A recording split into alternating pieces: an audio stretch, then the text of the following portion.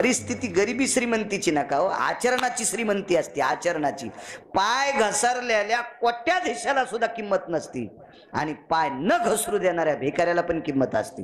आपल्या संस्कृतीत आचरणाला किंमत आहे, संपत्तीला किंमत. राजकारण असेल, व्यापार असेल, वैद्यकीय क्षेत्र असेल, शैक्षणिक क्षेत्र असेल, गुरुजी आपलं क्षेत्र असेल, आपल्या क्षेत्रामध्ये जातीला विचारित नाही. आपल्या क्षेत्रात किती सोनं घातलंय त्याला विचारित नाहीत. आपल्या क्षेत्रात किती 2-4 किलो माळी घातल्यात त्याला विचारित नाहीत. आपल्या क्षेत्रात तुला किती चाली येतात त्याला विचारणार नाहीत. आपल्या क्षेत्रात तू किती पक्वाद वाजवतो त्याला विचारणार नाही. आपल्या क्षेत्रात तू किती कीर्तन करतो त्याला विचारणार नाहीत. आपल्या क्षेत्रात आचरणाला किंमत आहे.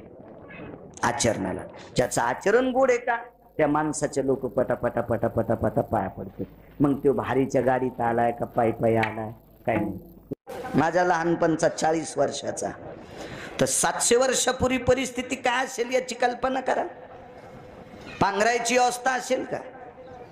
माझ्या लहानपणी कोपनचे लुगडे आले, त्याला आता राशन म्हणतात.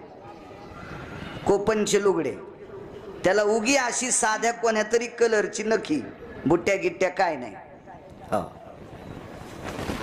ते लुगडे सुद्धा नेसलेल्या बायका मी पाहिल्या. आता लुगड्याला कमीच नाही. आता डुकर मधात येऊन म्हणून रानातला कंपाऊंड लुगड्यांचं साड्यांचं. हो, लुगड्याला साडीला डुकर पण भेटेत महाराज.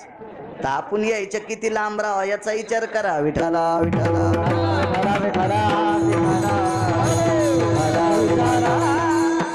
डुकर कुपाट्याला भेट नाही. शेतकरी माणसं आहेत तुम्ही, बिना कुपाटीची वळही लावा. जर 15 दिवसात वळही पालथी नाही केली डुकराण्यात मला बाळू महाराज म्हणू नका. जडची जड वळही, पण साडीला तोंडत लाईत नाही डुकर. टमाट्याला याला त्याला साड्याचं कुंपण करतात, लुगड्याचं. गुरुजी तोंडत लाईत नाही, इतके डुकर भेटे. आपण सुद्धा त्याला जगदंबा समजून लांब राहिलं पाहिजे. हो, काय आला गोड. आता काय साड्याचे कासरे पण झाले टिफनीला, म्हणून तर जेवाऱ्याच्या बुडक्या व्हाल्यात. काय बदलला. मी पूर्वीचा काळ सांगतो. वस्त्र कमी होते, अडचणी होत्या, परिस्थित्या नाजूक होत्या. लक्षात असावा, जीनच्या पॅन्टीवाल्यांना घरातला एक माणूस पाहुण्यासोबत जेवायला बसायचा. खालून भाकर असायची, वरून चतकोर चपाती असायची. त्यांवरची खाचीत नाही, खालचीच मोडून भाकर खाची. म्हणजे घरच्या माणसाला चपाती नव्हती, इतकी परिस्थिती नाजूक होती. होता काळ, दुष्काळ होता, नव्हतं तेवढं धनधान्य. तर 700 वर्षापूर्वी काय प्रगतशील काळ असेल, काय परिस्थिती नाजूक असेल, कसली प्रगती आली त्यावेळेला. आमची लोक इतकी तुम्हाला टकटक सांगतात. कीर्तनाला फेटा बांधायच्या आधी एक गोळी, फेटा सोडल्यावर एक गोळी, कधी कधी चालू कीर्तनात एखादी घ्यावाच लागती, नाही मरतो आमच्यासारखा. हो, चांगलं खाऊ दे. चिखल केला ना आपण मर्यादा सोडल्यानं, मग तोही मर्यादा सोडतोय. गळ्यात शपथ खोटं नाही. कीर्तनात सांगायलो, भगवान शिवजीच्या दरबारात, मारुतीरायाच्या दरबारात, गोदावरी मातेच्या तीरावर सांगायलो, हे जे आपल्याला लागतंय याच्यापेक्षा शिल्लक अन्न नाश करतात का, ही माणसं शेपटीच्या आळ्या होणार. हो, त्याच्या बायका पण शेपटीच्या आळ्या होणार, त्याचे मधली मध्येच नालीत लग्न होणार. हो, कारण सांगू, 2050 अन्नाचा दुष्काळ आहे.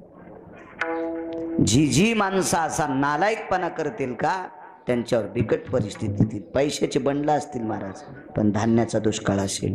ही येऊ नये याच्याकरता वेळीच सावध व्हा. त्या मालकांनी दिलेली आपल्याला ती चेतावणी आहे, सावध व्हा. आपल्याला लागेल तितकंच अन्न घ्या, नका फेकू. शुगर असेल, तुला शिरा खायचा नाही, घेताना घेऊच नको ना. तू सांग ना मला शुगर आहे, घ्याला. बैल आहे का तू? बैलाला कळत नाही वैरण मालकाला टाकताना ते म्हणत नाही मग पोट भरलं. पण तुला कळतंय ना, तू माणूस आहे ना, तू बैल नाही ना, तू गध नाहीस, तू मसण नाहीस, तू हाल्या नाहीस. कळतंय ना तुला, मला नकोय, मला शुगर आहे, मला गोड खायचं नाही. वा आणणार आघे मित्रा का तू ह्या बापाची पंगत आहे का? हा, तुला माहिती आहे का किराण्याला किती पैसे लागायले सोंबळ्या? हे नालीतल्या आळ्या होणार. मोठ्यांचं वाक्य सांगतोय, त्यासाठी पुरावे आहेत, पण वेळ आपल्याला अपुरा. स्वर्गीय सत्यलोकवासी, गोलोकवासी, कैलासवासी भामाबाई बापूबुवा पुरी ह्या विश्वाच्या मालकाच्या सानिध्यात शिवस्वरूप झाल्या, भगवंताच्या सानिध्यात विलीन झाल्या. त्यांचा आजचा हा स्मृतीला उजाळा देणारा कार्यक्रम म्हणजे त्या मागे 6 तारखेला जात राहिल्या. खूप दिवस झाले. तुमच्याकडे मला वाटतं 3ऱ्या दिवसाच्या नंतर करण्याची पद्धत आहे, काय ताण नाही. पण आता जुना काळ वेगळा होता. आता या काळामध्ये सगळ्यांना शक्य होत नसतं, म्हणून मोठ्या विस्तृत पद्धतीने स्वर्गीय कैलासवासी भामाबाईंचा मोठा हा स्मृतीला उजाळा देणारा कार्यक्रम, शास्त्राच्या भाषेत जर म्हणायचं झालं तर त्याला उदक शांती विधी म्हणावं लागेल. असा हा ज्ञानोबाराय तुकोबारायच्या नामाच्या साधनेमध्ये, साधू संतांच्या नामाच्या उच्चारामध्ये त्यांचा हा सोहळा मोठ्या आदराने करतात पितांबर बापूबुवा पुरी बंधू भाऊ. वा म्हणजे बहिणीचं कर. बर बर बर. ते आपल्या बहीणबाईचा हा सोहळा करतात. वा, त्याबद्दल तर अजून कोटी कोटी धन्यवाद. मला असं वाटतंय कालच्या राखी पौर्णिमेला भाऊ बहिणीची इथं जातो किंवा बहीण भावाची इथं जाते. महाराज कैलासवासी झालेल्या बहिणीला आजच्या या पवित्र एक 15 दिवस पर्वणी असती राखी पौर्णिमेची, त्या बहिणी करता, शिवस्वरूप झालेल्या त्या बहिणी करता त्या भावाने मोठा एवढा उत्साह केला. हे किती मोठा उत्साह असेल. स्वर्गातले देव टाळ्या वाजित असतील. विठ्ठला विठ्ठला विठ्ठला विठ्ठला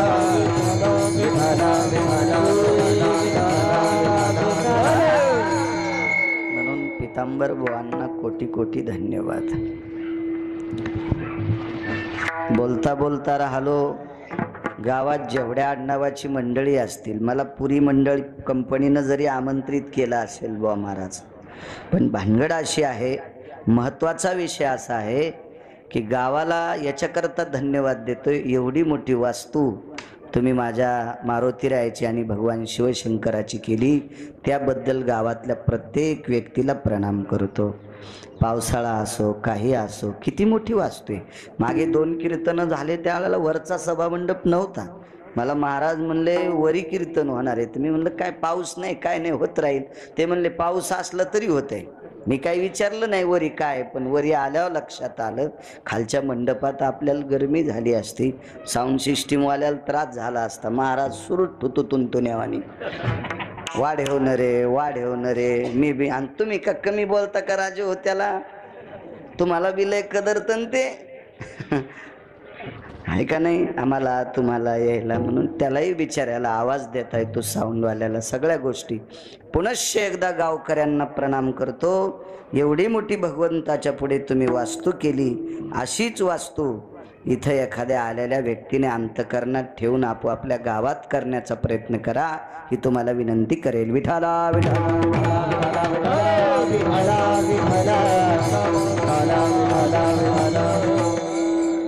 मृदंगाचार्य महाराज सोनोळकर हरिभक्तीपरायण आमचे नवनाथ महाराज त्या गावाला कीर्तन घेत असतात. तुम्ही इकडं सारंगपूरला 2 वर्ष फोन केलता.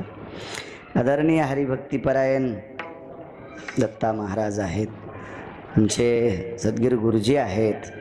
आदरणीय ज्यांच्यासोबत चाल म्हणली श्रेयश महाराज आहेत. आदरणीय गोड सुरुवात केली ती ओंकार महाराज आहेत. मस्तक माझा पायावरी या वारकरी संतांच्या, विनेकरी असतील, दोन्ही चौकदार असतील, साऊंड सिस्टीमवाले असतील. आमचे बुवा महाराज कुठे कीर्तन सोडत नाहीत. पंढरपुरात पण लांबून तिथं ओंकारनाथ संस्थानला आलते, त्यांनाही धन्यवाद. इथं जेवढी महाराज मंडळी आहेत सर्वांना प्रणाम करतो. स्वागता करता हजर होते आमचे महाराज, त्यांनाही प्रणाम करतो. या पितांबर बुवाच्या घरच्या कार्यक्रमाच्या निमित्ताने आमचे ओंकार महाराज बन आमच्या गावातलीच व्यक्तिमत्व आहे. मी तसं शेलूत राहतो, त्यांचं इथं मला वाटतंय अंत्यविधीला आले त्याच दिवशी फोन आलता फकरू महाराजांकडे, आणि मग त्या दिवशी ही तारीख काल परवाची पाहिजे होती, पण माझी रिकामी नसल्यामुळे मग आजच्या दिवस ठेवला. आणि कालची करता आली असती दुपार, पण राखी पौर्णिमेचा सण असल्यामुळं जिकडं तिकडं प्रत्येकजण व्यापात असतो, म्हणून आजचा दिवस ठरला. मलाही येण्याचा योग आला. कीर्तनं तर रोजही असते, पण त्याचं कारण सांगतो. पवित्र स्थानावर कीर्तन झाल्यावर महाराजाला सुद्धा पुण्य लागते. नाही तर मळ्यानं यानं त्यानं मंगल कार्यालयात गंजा कीर्तन असतेत ना, तिथं कोणाच्या पाया पडू. मंगल कार्यालयात कीर्तन ठुलं तर कोणाचं लग्न असू द्या, दारूच्या शिश्या असत्यातच. असं म्हणायचं नाही आमच्या समाजात दारू पेत नाहीत. भारतात अशी जातच नाही की त्या जातीत लोक दारू पेत नाहीत. प्रत्येक जातीत लोक दारू पेतेत ना, म्हणून तिथं ते बाटलेलं असतंय. मंदिर पवित्र आहे. भगवान शिवजीचं दर्शन झालं. सर्व ग्रहाचं अधिष्ठान ज्यांच्या पायापाशी त्या मारुतीरायाचं दर्शन झालं. पवित्र गोदावरी माता तर सगळ्याला दिसती. आळशानं जरी जांभळी देऊन इकडं पाहिलं तरी पण त्याचा उद्धार. म्हणजे हे ठिकाणाची ताकद आहे. अशा ठिकाणावर आम्हाला सुद्धा पुण्य प्राप्त होतं.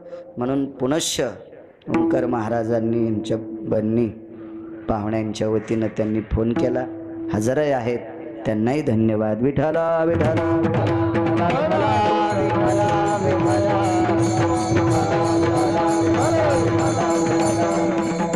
तुटला आयुष्याचा दोरा.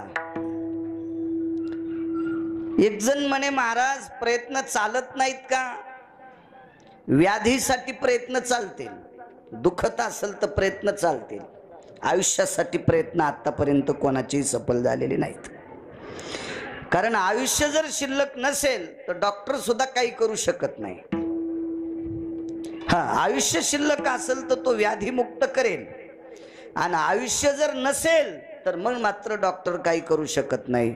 वैद्य वाचविती जीवा, वैद्य वाचविती जीवा, वैद्य वाचविती जीवा, वैद्य वाचविती जीवा. तरी कोण ध्याती देवा, तरी कोण ध्याती देवा, तरी कोण ध्याती देवा, तरी कोण ध्याती देवा, तरी कोण ध्याती देवा, तरी वैद्य वाचविती जीवा, तरी कोण ध्याती देवा, तरी कोण ध्याती देवा, तरी कोण ध्याती देवा.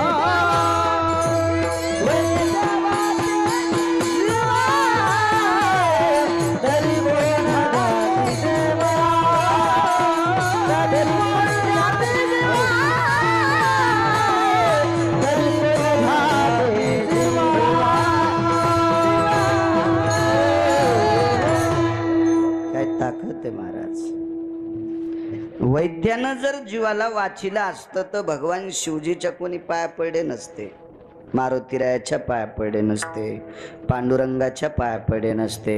जो माणूस औषध देऊन माणसाला मरू देत नाही का, त्याच्याच पाया पडले असते. जय देव जय देव, जय वैद्य देवा. वैद्य म्हणजे डॉक्टर. आयुष्य संपल्यावर त्याचं सुद्धा काही चालत नाही.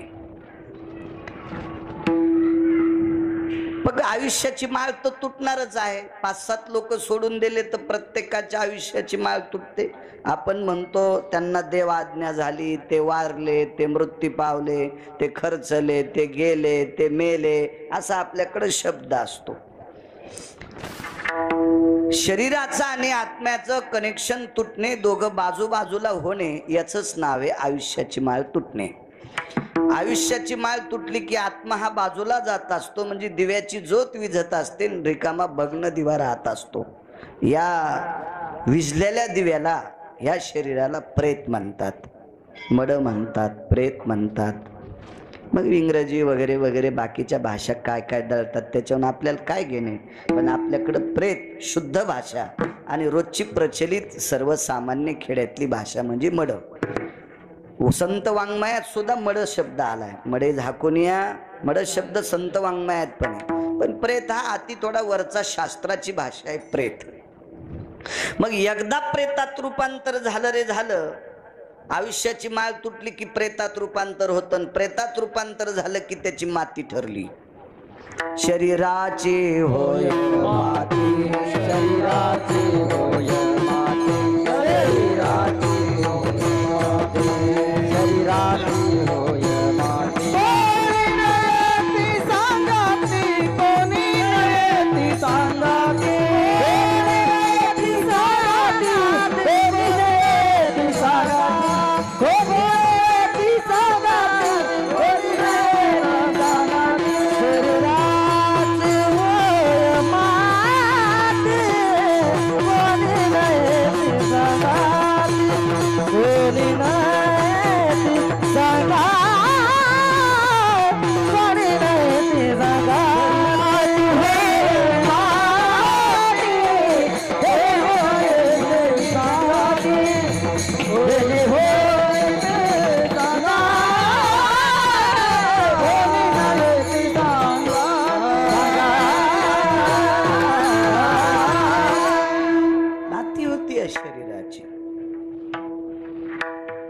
पार्थिव ते प्रेत जरी दफन केला असेल तरी कालांतराने 4-2 वर्षानं काढलं तर फक्त अस्थिचा सापळा सापडेल, मधलं काही सापडत नाही, त्याची माती होत असते. इथं धामुनी नावाचं गाव आहे परळीच्या अलीकडे. त्या गावाला 10 मुनी असं नाव होतं, नंतर 10 मुनी पडलं. तिथं 10 मुनीश्वरांच्या समाध्या होत्या. मी या वर्षी तिथं कीर्तनाला गेलो.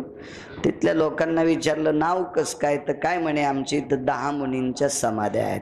मग त्यांनी असं थोडासा सभामंडप केला तर त्या कॉलमच्या खड्ड्यामध्ये 2 मुनींचे सापळे सापडले. ते म्हणले आम्ही ते पूजेला ठेवले, दर्शन घेतले, पुन्हा ते कपड्यात बांधून टाकले. आता त्या कधी मुनींचा दफनविधी झालता कोणालाच माहित नाही, पण ते मुनी नाही सापडले, फक्त त्यांच्या अस्थी सापडल्या. मज्जा तंतू याचं सगळं माती होऊन गेली. माती पेटवलं तरी माती, मातीत टाकलं तरी माती, पाण्यात टाकलं तरी माती. या शरीराची माती होत असते. मग तो कोणी असो, केवढाही असो, त्याचा विचार नाही करायचा. निसर्गाचा नियम आहे. शिवस्वरूप झाल्या, देवाच्या पायापाशी विलीन झाल्या. इष्ट मित्र सजन सखे सोयरे धायरे मिळून त्यांना 6 तारखेला समर्पित केलं. किती मोठ्यांना जावं लागते एक मुद्दा तुमच्या पुढे मांडतो. नामदेवरायाच्या घरी त्यांच्या सासरवाडीतला एक व्यक्ती आली. मग पाहुणी आली असेल का पाहुणा आला असेल इथपर्यंत तो काही मला पुरावा सापडला नाही, पण एक व्यक्ती आली. मग एक आली त्या अर्थे पाहुणी आली नसेल. पाहुणी एकटी कशी येईल? जुना काळ सांगतो, आता एकट्या जात्यात पाहुण्या. आता काळ बदलला, काही विषय नाही. काही काही पाहुण्या तर इतक्या गोड आहेत, नवऱ्याला कामाला लावत्यानं मीच जाऊन येते म्हणत्याल. अशा सुंदर पाहुण्या आहेत काही काही. अशी ज्याला भेटली असेल त्याचं नशीब तुर्कस्तानच्या पलीकडे झोपले. हो, काही काही इतक्या पाहुण्या गोड आहेत, त्याला सरकी लावायला ठुत्यात, वान्य राहणायला ठुत्यान, पाख राहणायला ठुत्यान आणि ह्या जत्राला जात्यान.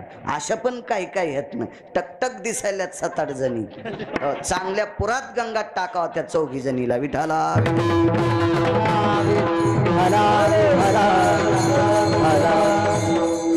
महाराज उठू का नाव घेऊ का त्या 4 जणीचे? पलीकून पण 4 जणी आहेत, पण नको नाही, एवढ्या वेळेस माफ करतो. याच्यानंतर नवऱ्याला त्रास देऊ नका. त्याला वाटत असं नाही मेल्याला खरंच कळत काय. विठाला विठाला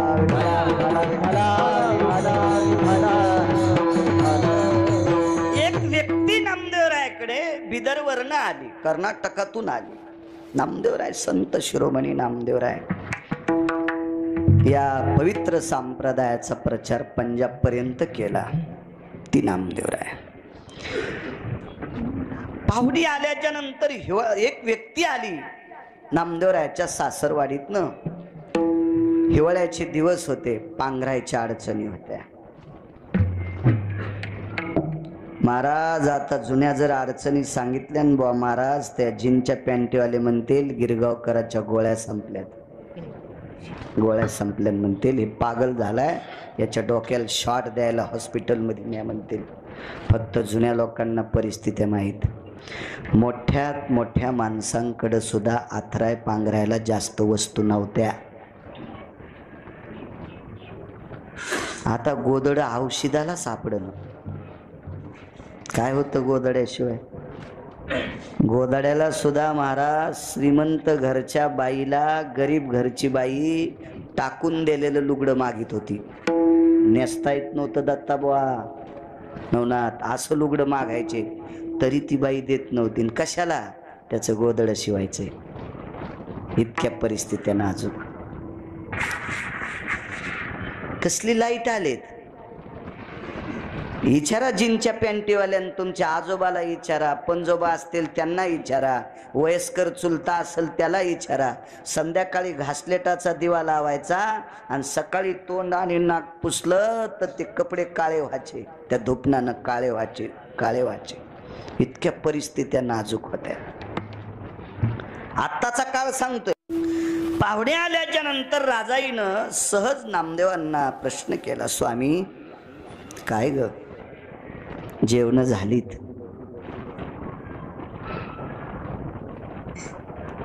तुम्ही ज्या झोपड्यात झोपता त्या झोपड्यात पाहुणे, त्या घरात, आता ते झोपडं कसं म्हणतील, त्या घरात पाहुणे झोपतील. पण पाहुण्यांना पांघरायला काय द्यायचं? तुटला आयुष्याचा दोरा सांग, काय द्यायचं पांघरायला? नामदेवरायानं सांगितलं, राजाई माझं पांघरण देऊन टाकतो.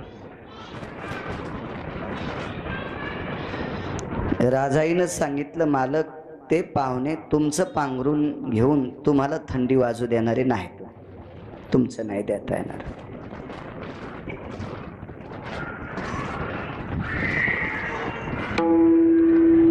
तुझं देऊन टाक, माझंही देणार नाही, घेणार नाही. मला असं वाटतं नामदेवरायचे मेहुणे असतील.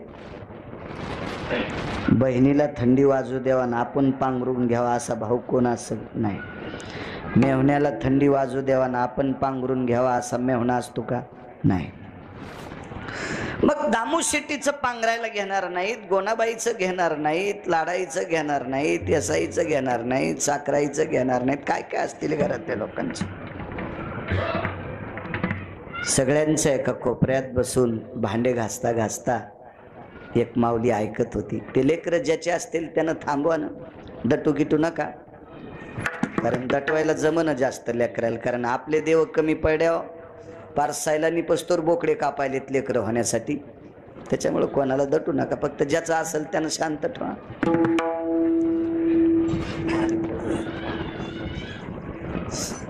भांडे घासता घासता एक माऊली ऐकत होती. गंगाखेड निवासी साध्वी जनाबाई होत्या. आपल्या मालकिनीचा भाऊ आलाय.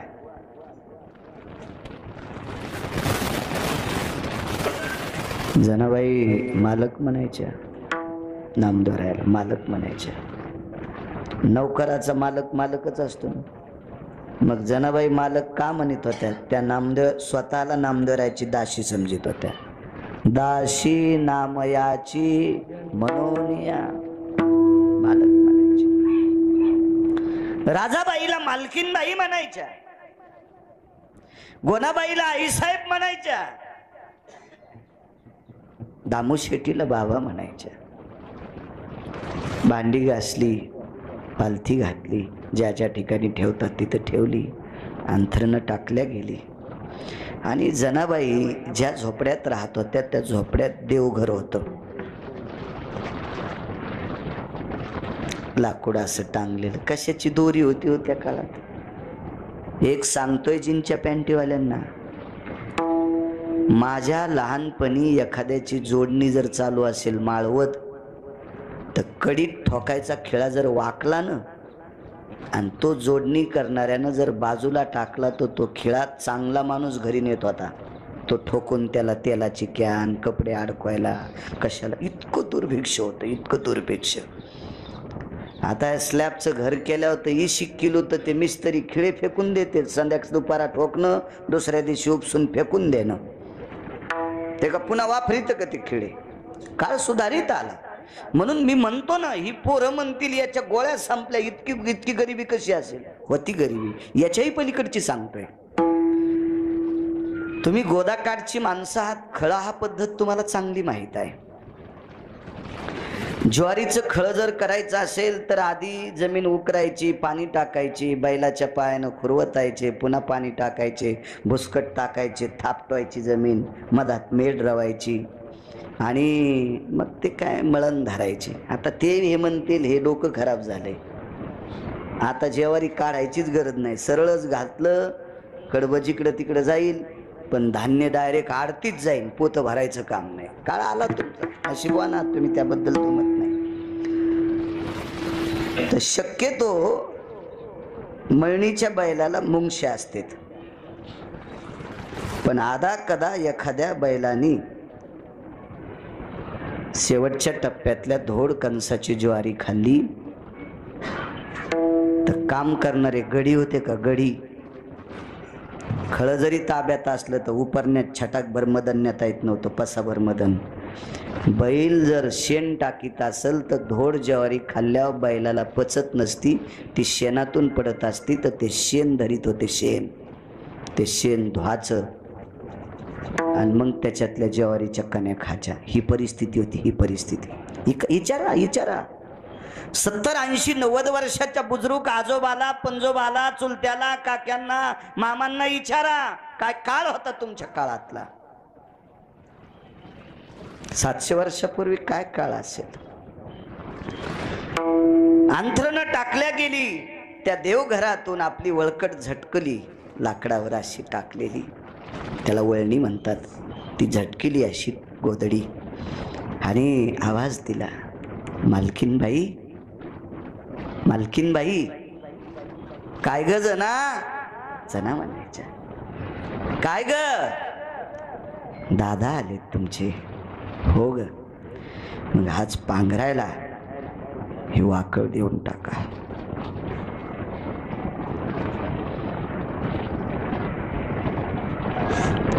राजाबाईने विचारलं, जना पाहुण्यानं जर विचारलं ही वाकळ कोणाचे, मनानं आमच्या इथे एक शिल्लक आहे.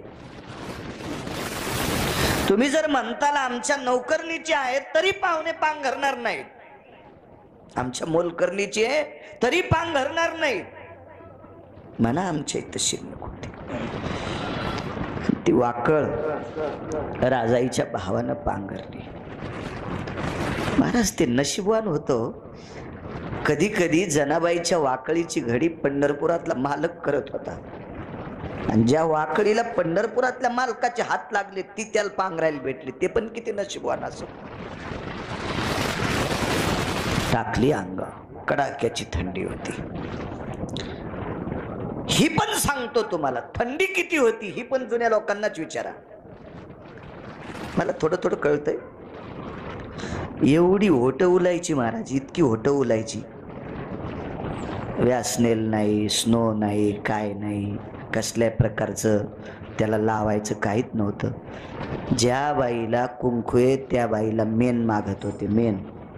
आणि ते मेन असं बोटाला घ्यायचं आणि चुलीपाशी असं बोट धरायचं, पातळ झालं की हटावून फिरवायचं. मेन लाईत होते, मेन. कधी कधी बोलताना सुद्धा रक्त याचं, इतकं होट उलायचे, कामं करावं लागायचे, मातुड्या त्याच्यात शेंदडासारखी पाय व्हायची. इतकी थंडी होती, इतकी थंडी. त्या थंडीमध्ये एकट्याच जनाबाई झोपल्या. रात्रीचे 1-1:30 वाजला. 9:30-10 वाजता पंढरपुरातल्या मालकाची शेज आरती झाली. आता स्वामी सुखे निद्रा करा गोपाळा, आपुला आले मनोरथ जातो आपुल्या स्थळा. शेज आरती झाली, भगवान झोपलेले. देवाला काय व्यवस्था असलो, मखमली कपडे, नरम बिछाना, सगळं वैभव मालकाचं पंढरीत. त्याच्यामुळे आपलं वैभव आहे, तो का नाही वैभवात असायचा. रात्री 1 वाजता उठले तर देव उठायच्या अगोदर विटेवरच्या मालकीनीनं देवाकडे पाहिलं होतं. तर अंगावरचा कपडा असा थरथर थरथर थरथर करू लागला. अंथरुणाला स्पर्श केला. स्वामी, मालक. भगवान खडबडून उठले. काय?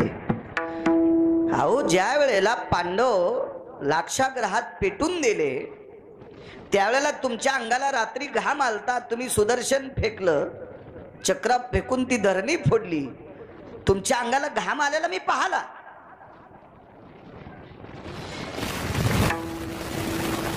असं बऱ्याच भक्ताच्या वेळेस वेगवेगळी प्रकरणं पाहिली, पण आज मात्र तुमच्या अंगावरच पांघरून थरथर करतंय. नेमकं काय? रमा म्हणजे लक्ष्मी. हे रुक्मिणी, हे लक्ष्मी, माझ्या जनाला थंडी वाजते ग, माझ्या जनाबाईला थंडी वाजते ग. अरे, तिला वाजलेली थंडी मला सहन होत नाही. त्याचं नाव देव आहे, त्याचं नाव देव.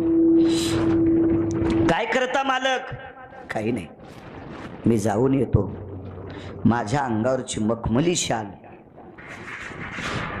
काशीतले मालक येईपर्यंत मी जनाबाईच्या अंगावर टाकतो, कारण काशीतले मालक सकाळी यायचे.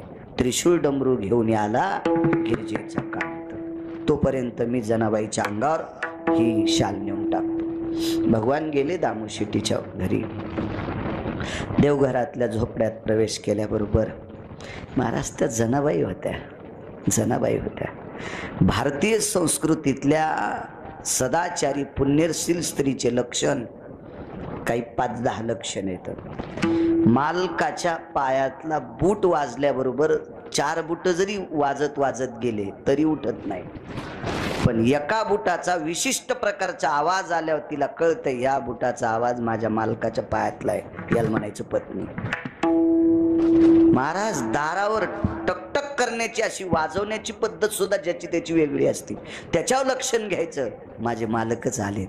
अशी जुन्या काळातली सात्विक सदाचारी पुण्यशील पतिव्रता नारी होती. आजही तशा आहेत, म्हणून तर विश्व शाबूत आहे, त्यांच्यामुळेच विश्व शाबूत आहे. या देशाची सर्वोच्च संपत्ती काय असेल तर या पवित्र भारत देशाची स्त्री आहे, सात्विक स्त्री.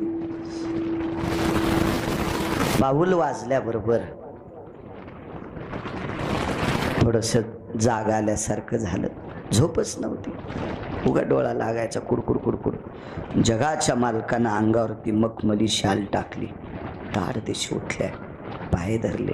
प्रभू, प्रभू, माझ्या अंगावर ही मखमली शाल? जना, मला थंडी वाजत होती ग.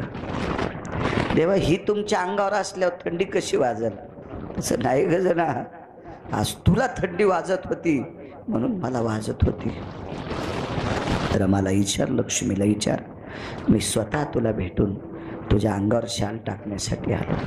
प्रणाम केला. देवाने एकच सांगितलं, देवा, अरे आमच्या मालकिनीचा दादा आजच्या दिवस राहणार आहे, आजच्या दिवस. ते उद्या पहाटे जातील, मला 1 दिवसाकरता अडचण होती. राहू दे ना रमा. देवा, एक बोलू का? मी ज्यांच्या घरच्या भाकरी खाते ते गोदडे पांघरतात, म्हणजे वाकळी पांघरतात. मी ज्यांच्या घरच्या भाकरी खाते ते गोदडी पांघरतात, आणि त्यांच्या घरची नौकरीन मी मखमली शाल पांघरावा, हे काय उचित आहे का रे देवा? नकोय मला, नकोय. दृष्टांत संपला. मला सांगायचंय, ज्या सात्विक सदाचारी पुण्यशील वारकरी स्त्रीला थंडी वाजल्याच्या नंतर त्याला थंडी वाजती, त्यावर ती संलग्न आत्मा किती एक असेल, प्रेमाचं सूत्र किती गोड असेल, माझ्या जनाबाईंचा अधिकार किती मोठा असेल, काय नाविन्य असेल माझ्या जनाबाईंचं. जी जगाचा बाप जिच्या थंडीची दखल घेतोय त्या जनाबाई किती मोठ्या असतील महाराज. पण माझ्या त्या जनाबाईंना सुद्धा त्यांच्या आयुष्याची मर्यादा संपल्यावर इथं थांबता आलं नाही, इथं थांबता आलं नाही तर भामाबाईंना जावं लागतंय. काय नवलाची गोष्ट. म्हणून मालक पहिल्या कडव्यात तुटला आयुष्याचा दोरा, तुटला आयुष्याचा दोरा, तुटला आयुष्याचा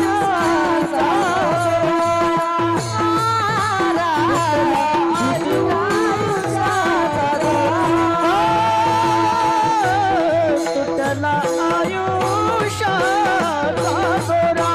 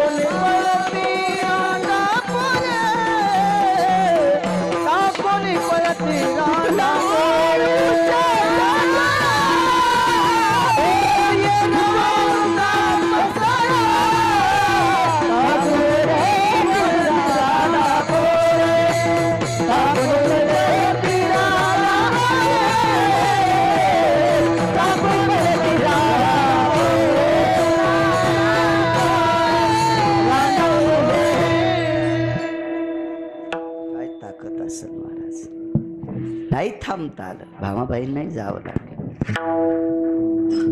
एक मुद्दा मांडतो, वेळेत सोडेल, वेळेच्या आधी 1 मिनिटानं सोडणार नाही आणि पुढेही तुम्हाला त्रास देणार नाही. काही माऊल्या या भारत देशात किती मोठ्या होत्या. बसा बसा वारकरी, जागच्या जागा, जिथं जागा असेल तिथं बसायचं. सात्विक सदाचारी पुण्यशील माऊल्या या भारत देशात जन्माला आल्या. बसा बसा, अहो नंतर दर्शन घ्या. विठला विठला विठला विठला विठला.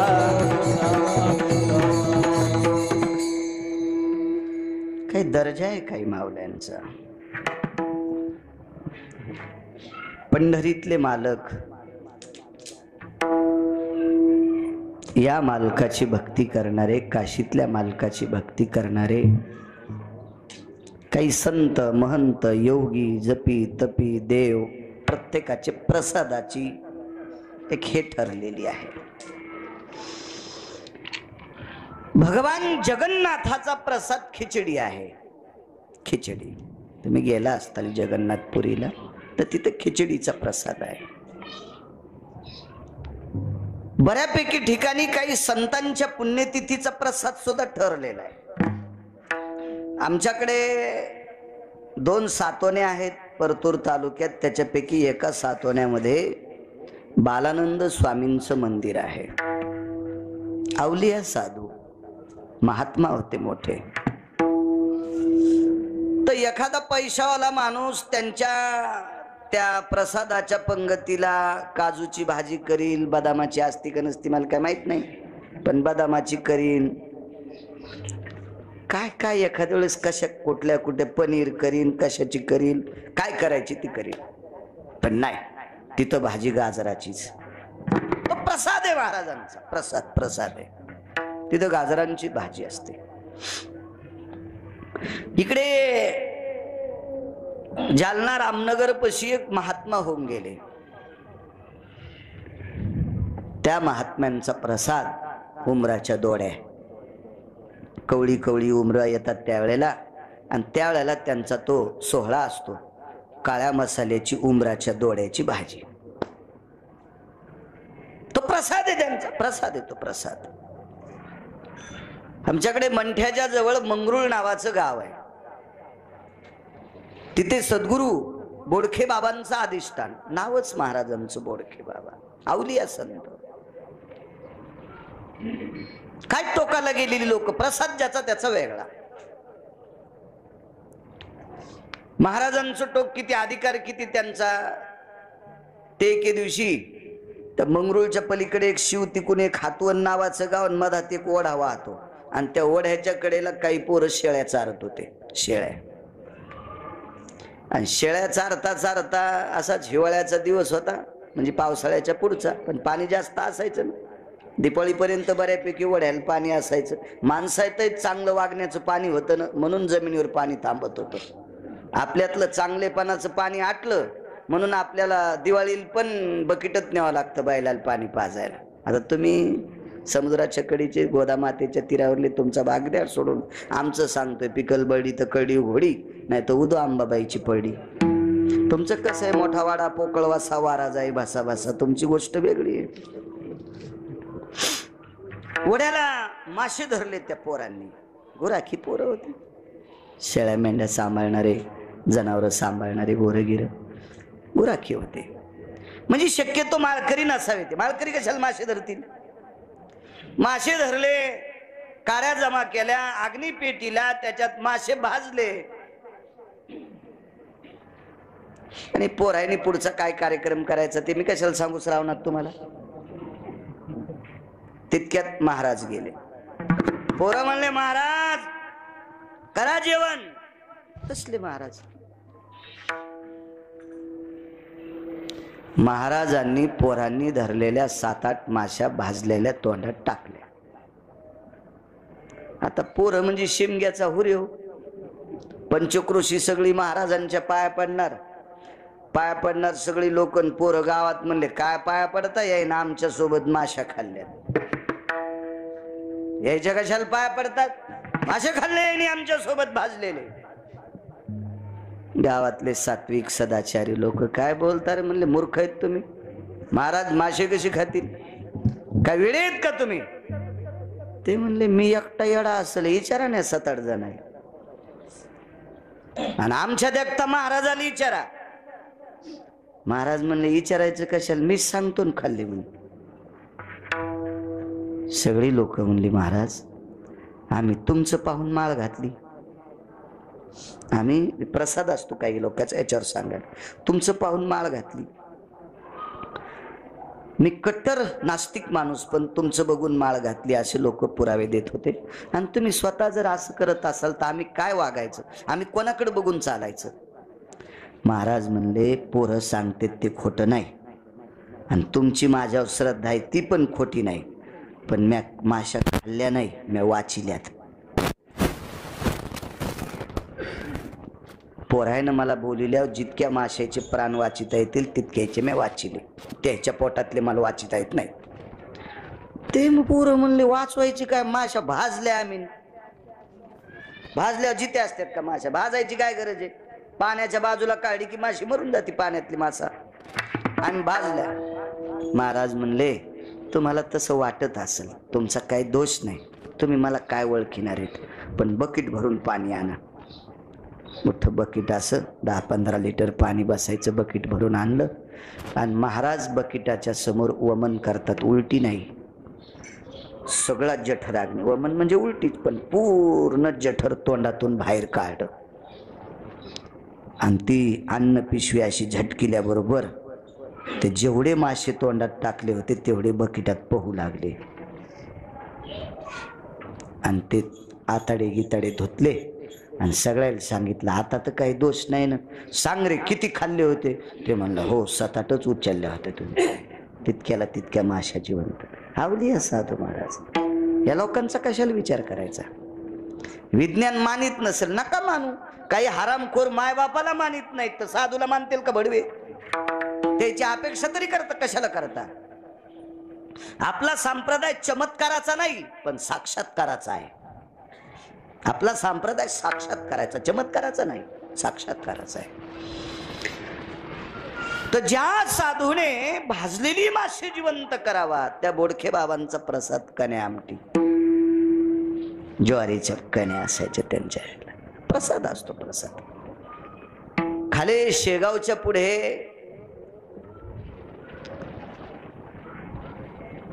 एक गाव आहे, मला नाव आठवण. पूज्य श्री पाचपोर बाबांमुळे तिथे कीर्तनाला जाण्याचा योग आलता. तिथे देवाच्या प्रसादासाठी एक मोठा रोडगा करतात. कुंटल, 2 कुंटल, 3 कुंटल, 4 कुंटल गव्हाचं पीठ असतं. ते पीठ पाणी, गावरान तूप टाकून तिंबायचं. त्याच्यामध्ये 5-50 किलो काजू टाकायचे, बदाम टाकायचे, काय काय असे वस्तू. ते महाग असतेत ना वाटते, आपण नाव ऐकले, चित्रात पाहिले पदार्थ असतात म्हणून ते त्याच्यात टाकायचे.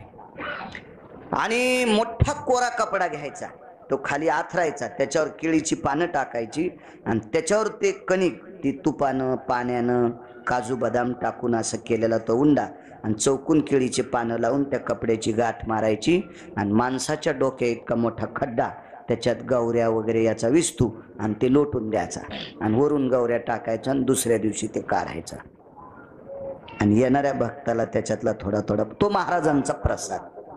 मला सांगायचं आहे की असा जगन्नाथ प्रभूंचा प्रसाद आहे खिचडी.